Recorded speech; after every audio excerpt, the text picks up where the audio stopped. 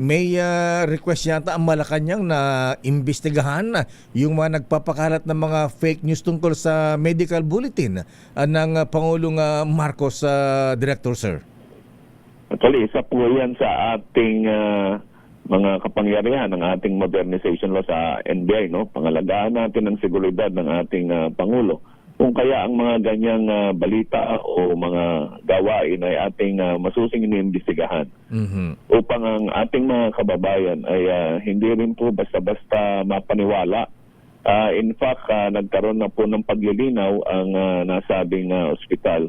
At sinabi nila na yan ay hindi otorisado at wala pong basbas ng anumang opisyal na liham galing sa kanila.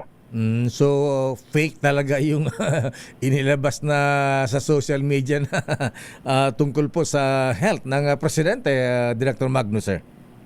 Opo, pinaimbestigahan na po natin yan at hindi lamang naman po baka po masabi ng ating mga kababayan pinipili natin ang ating inimbestigahan. Ang lahat naman po na nagrereklamo sa ating tanggapan ay malugod nating tinatanggap, tinutulungan at inimbestigahan ang kanilang mga reklamo. Ayan, so na-trace nyo na ba? May hint na po ba kayo kung sino po ang nagpakalat itong fake na medical bulletin ng Presidente?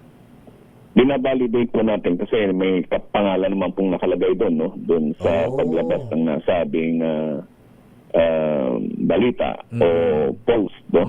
At yan po ay binabalidate natin kung yan po ay isang dummy account o tunay na account at kung mapatunayan po natin at nagwawarant ng mga ebidensya ay atin pong isasampa ang kaso sa ating DOJ.